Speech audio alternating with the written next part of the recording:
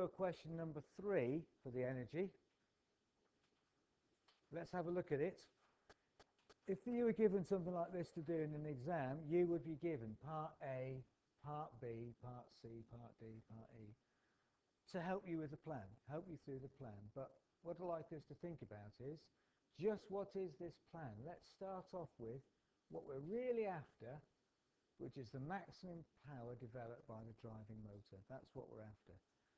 So what I want you to do is just pause for a minute and let you think about writing down the plan of action.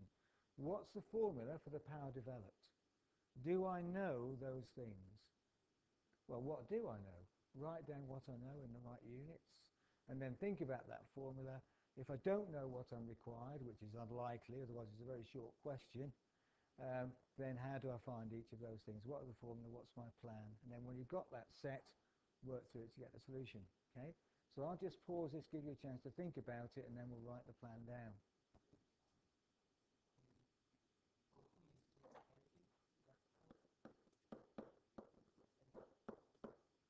Yeah, consider that. So powers work over time is the thing. What do we know? We know it's a solid cast iron flywheel, has a diameter of 750 millimeters and a thickness of 100 millimeters. The density of the material is 7,200 kilograms per cubic meter. So we know that the diameter is 750 millimeters, which is 0.75 meters. We know that the thickness is 0.1 meters. We know that the density of the material is 7,200 kilograms per cubic meters.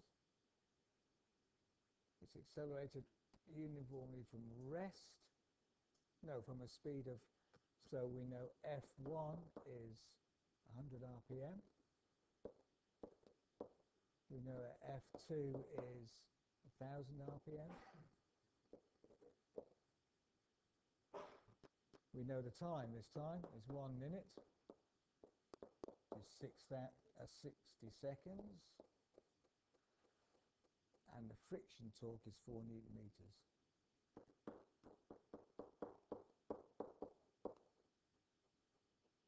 Okay, that's what we know. So if we divide that by 60, we'll have the frequency. What's that? 6 is into 10, go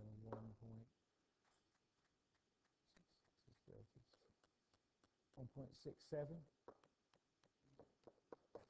And 1,000 divided by 60 will be 16.7, presumably. Is that right?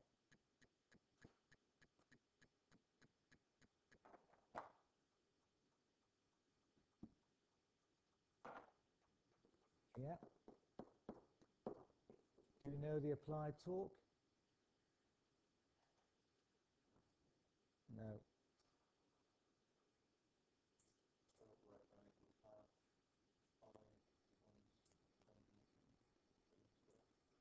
So, using the kinetic energy, yeah.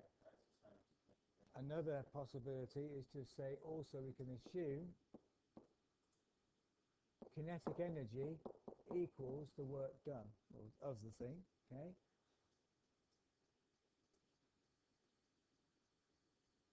What's the kinetic energy?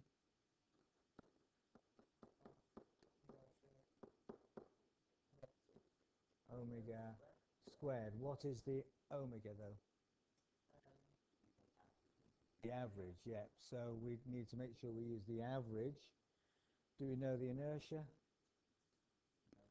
So what's the formula for inertia?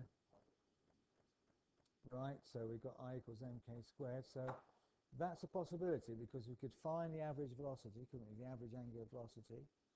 And we can find I because I equals mk squared.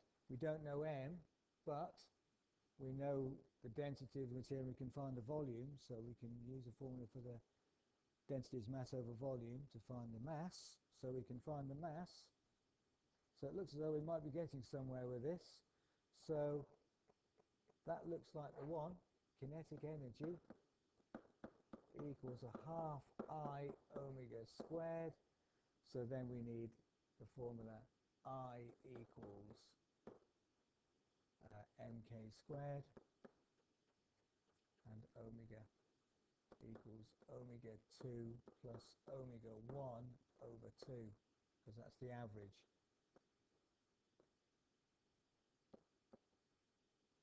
And we can find omega 2 and we can find omega 1.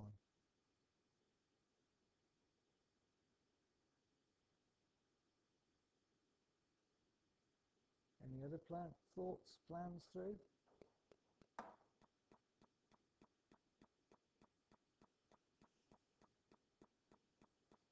So, in part D, to get the power, the maximum power delivered by the motor, looks as though we don't need to find the torque.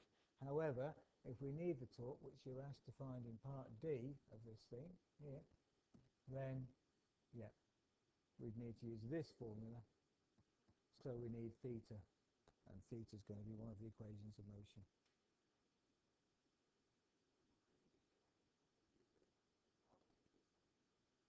Well, formula for the torque, mk squared.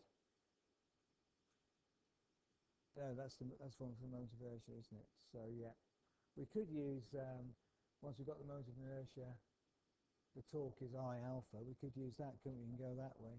Yeah. So there's more than one way we could go about doing this. We could use, another way to do it would be to say, okay, for the torque, that's I alpha. We can find alpha, and we can find the moment of inertia. Or we could use the torque, the work done equals the torque times theta, and then once we've got the work done, which is the energy, we could do it. Yeah. Okay.